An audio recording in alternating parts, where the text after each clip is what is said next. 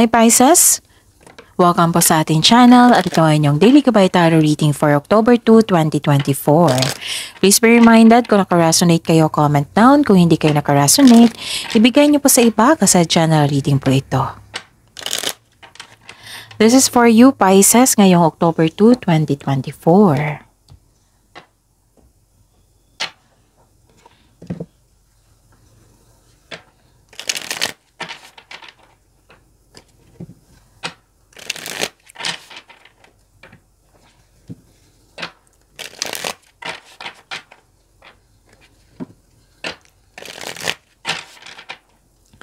Para po ito sa inyo Pisces ngayong October 2, 2024. Okay. Maraming salamat po sa inyong patuloy na suporta at maraming salamat din po sa mga hindi nag-skip ng ads. Gamitin ang reading na ito bilang gabay lamang sa mga hindi pa nag-subscribe, subscribe na po kayo at click bell notification para malaman nyo na may bago tayong video. Para sa mga gustong magpa-reading po, may lumabas dyan sa screen nyo ngayon, panoorin nyo po at sundin ang instruction. Calling the attention sa mga suki ko dito na Pisces, open na po ang inyong Monthly Gabay Tarot Reading for October 2024. May 6 months from now reading tayo at love life reading po, so message me Pisces for schedule. Maraming salamat po. Spirits Guide, mga ganap po para kay Pisces ngayong October 2, 2024. I need 3 cards po.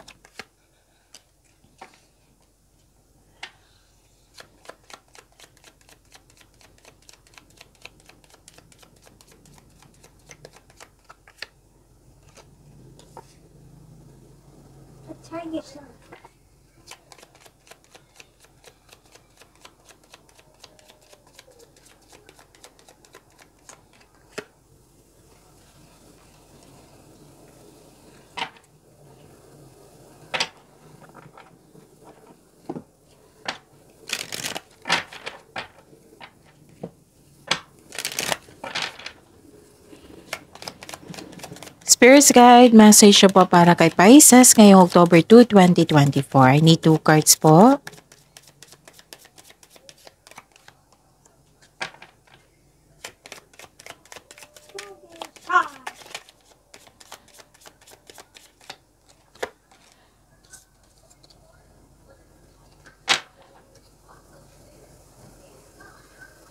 Okay, ngayong October 2, 2024 para po kay Pisces.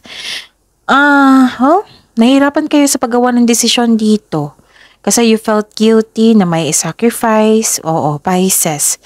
And stop overthinking po daw, sabi po ng card. Kasi hindi po ito nakatulong sa inyo. Remember, overthinking can steal your happiness and opportunities. So, sana'y makagawa kayo ng best decision. Okay? Makagawa kayo ng best decision kung magkaroon kayo ng konkretong plano. Pag-isipan nyo na mabuting kung karapat-dapat pa. How to stop overthinking? Kasi ang ilan sa inyo hindi po alam.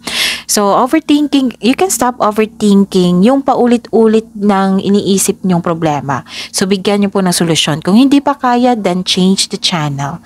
And research nyo po sa Google yung time for reflection and mindfulness cues. Kasi nakatulong yan to stop your overthinking. Okay? So, yun. Don't worry, Pisces. Kasi nakita ko dito yung hope and healing na binigay sa inyo. Actually, parang lumabas ito sa inyo kahapon kung hindi ako nagkakamali. So, may binigay sa inyo na blessings, hope and healing. May binigay din na blessings sa inyo na maraming ideas. Marami kong iniisip dito. Ito ay para sa paglago ng iyong layunin. Okay? Parang nagre-research kayo dito na para may makuhang kaalaman. At nakita ko rin dito yung fame. Nakilala ka sa inyong malaking magandang kontribusyon. Nakikita ko dito. So this is hope and healing ha. May personal growth po mangyayari. So maraming blessings na binigay sa inyo. At tinulungan ka ng universe para makamove out dyan sa pakiramdam nyo ngayon na nabibigatan, nagugulungan, yon. Tutulungan ka ng universe. So isuko nyo lahat yung worries nyo, yung nararamdaman yung bigat kay God. So, hingi kayo kay God ng divine assistance. Okay? So, nakikita ko naman dito na tinutulungan mo yung sarili mo para magkaroon ng healing. Okay. So, yun. Ang mensahe. Let go of convention and follow your own unique path. Ano to anong tawag nito? Believe in yourself, okay? Trust yourself and trust your intuition. Listen to your intuition kasi yan yung magsasabi kung ano yung right path patungo sa success. Yan yung magsasabi kung ano yung next action. So, isama nyo sa research nyo sa Google kung paano mag-connect sa inyong intuition. Okay? Kasi makatulong din yan sa araw-araw nyo po. So, follow your own unique path. Kung may nagsasabi dyan, kung may nagko-control sa inyong decision, so hayaan mo siya. Importante magkaroon ka ng konkretong plano. Kunin mo lang yung experience niya kung may experience. Kung wala siyang experience, then magtaka ka na. Baka nagsiselos yan sa'yo or mahilig lang siyang magtutol na yung desisyon, di ba? So, you have to let go sa mga sinasabi ng ibang tao dyan, sa mga hindi naniniwala. So, let go mo dyan. I-let go mo yan kasi hindi yan nakatulong sa inyo. Follow your own unique path. Believe in yourself.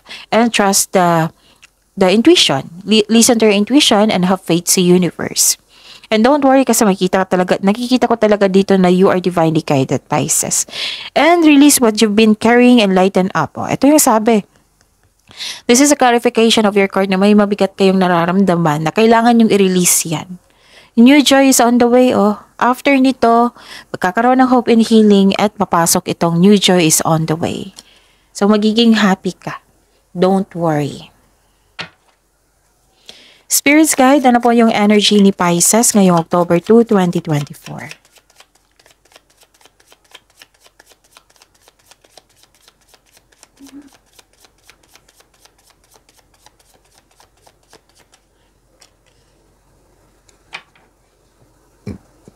And the clarification po, energy po nyo. Energy po ito ni Pisces ngayong October 2, 2024. Lumundag. This is a daily reminder para sa lahat po, para hindi kayo maguluhan, para hindi kayo malito, para alam nyo yung gagawin nyo. Lalo na para fair din sa mga bagong pasok dito, bagong subscriber natin na Pisces. Okay? Para alam din nila yung gagawin nila. Panoorin nyo po yung last 4 days kabay tarot reading nyo po. Like for example, napanood nyo ito ngayong October 2, 2024. Panoorin nyo po yung last 4 days yung sunod-sunod na date. October 1, September 30, 29, 28. Kung may nakita kayo or narinig kayong repeating message, kailangan nyo po iyan bigyan ng atensyon. Kung maaari po, bigyan nyo po ng solusyon at aksyon. Again, calling the attention sa mga suki ko dito na Pisces, open na po inyong monthly kabay tarot reading for October 2024. May 6 months from now reading tayo at love life reading po. So message me, Pisces, for schedule. Maraming salamat po. Okay. So ano yung energy mo, Pisces, ngayong October 2, 2024? Nakikita ko dito, nagkaroon ng pagkakaisa. You're making memories din. May plano kayo mag-outing, may ganap na reunion. Yes, may nakita ko dito nag-spend time ka sa anak mo or sa mga bata or sa inner child mo. Pwede din nag-reconnect ka sa yung inner child. Connecting to your own inner child, it will refresh you. Oo.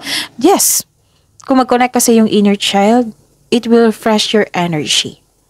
Nag-spend time ka rin sa old friends o sa mga taong para mo ring pamilya. Posibleng may pagpatawad na mangyayari po. Nakikita ko dito na very supportive yung group of people para sa iyong layunin sa buhay. Sila yung nagbibigay sa iyo ng motivation. Naghahati sila ng motivation sa iyo na ang siyang dahilan na magkaroon ka ng focus at sa pag-achieve ng goal mo. Ang ganda. Nagkaroon ng pagkakaisa. Ano pa? Nakikita ko rin dito na good, very good. This is personal development. Yung sabi ko sa inyo na may personal development dito. Yung nakikita ko talaga yung maturity nyo, Pisces. Diba nag-overthink kayo dito? O dito, sa card nyo, sa tarot card nyo. Ayaw nyo na mag-overthink. Kinakaya nyo ang sitwasyon. Kasi alam nyo na hindi nakabuti yung overthinking na yan. Tinutulungan mo yung sarili mo. This is very good, ha? Sa pagkakaroon ng pagkakaroon ng disiplina sa pag-uugali na ito, malalampasan mo yan, magkakaroon ng healing. Okay? So, ang ganda. Ang ganda ng message ha. Ang ganda ng mga parating, ang ganda ng blessings na receive nyo. Spirit's Guide, Career and Money po ni Pisces ngayong October 2, 2024.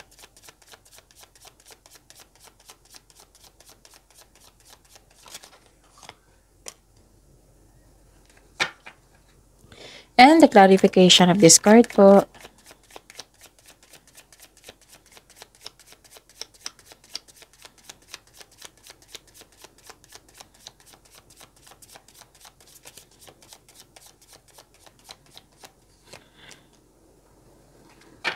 Okay. So, kamusta ang energy? Kamusta ang career and money niyo? May concern ka sa isang taong abuso. Yung abuse of power. Oo. Pero ang sabi ng card dito na hanggat may aga, iwasan mo itong taong ito. Kasi inaabuso niya yung kanyang power. It might be this is your boss, amo, or kasamahan dyan na mas, or leader. Oo. Yung inaabuso niya kanyang posisyon. Okay? Or holding grudges, or mahilig siyang mangutya, or yung toxic siya na tao. So, ang sabi ng card dito na hindi kailangan na magalit kayo sa kanya kasi pag-uugali niya ito wala na tayong magagawa. Instead, kung gusto mo siyang tulungan, ipag-pray mo siya kay God, isuko mo siya kay God, mention this person's name, and let it go. Move forward kayo. Focus kayo sa inyong sarili. Huwag kayong mag-focus sa negativity. Huwag nyo siyang pansinin. Basta, iwasan mo siya.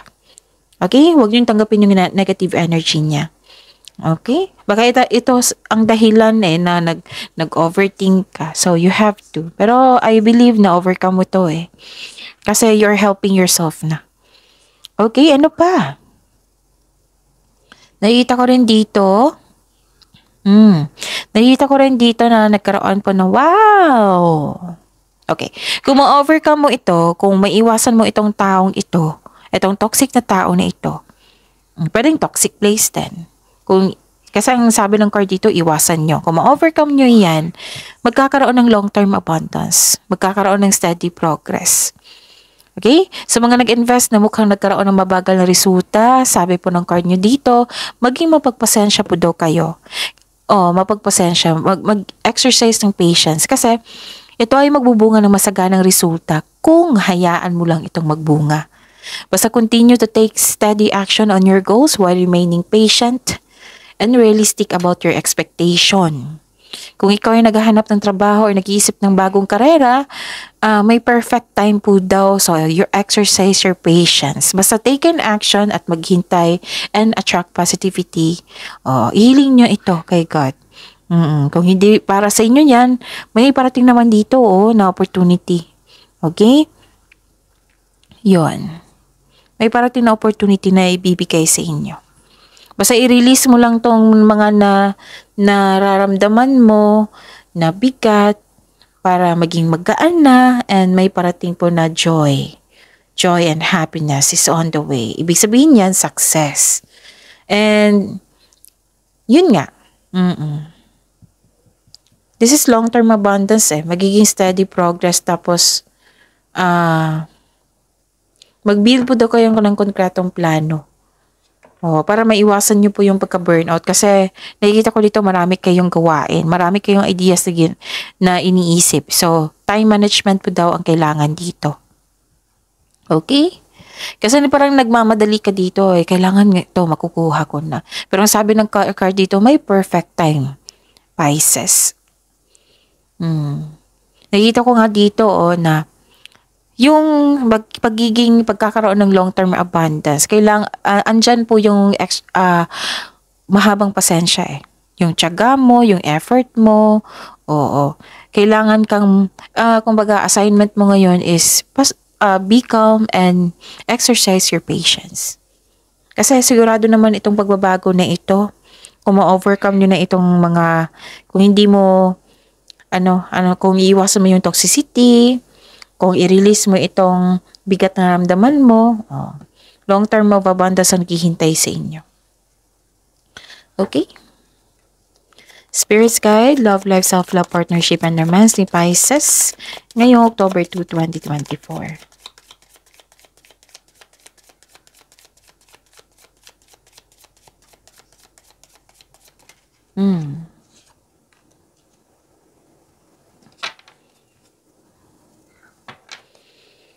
the clarification of this card po.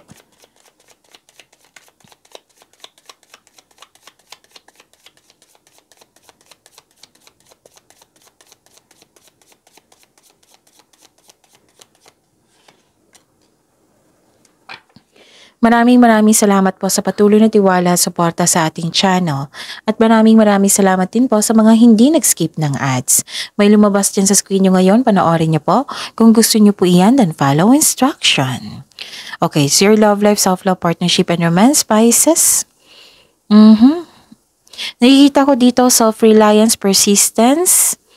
Para sa mga single dyan, makakaranas ka ng hirap sa pagtanggap ng bagong tao sa buhay mo. Gusto mo nang pumasok sa bagong relasyon pero guarded ka.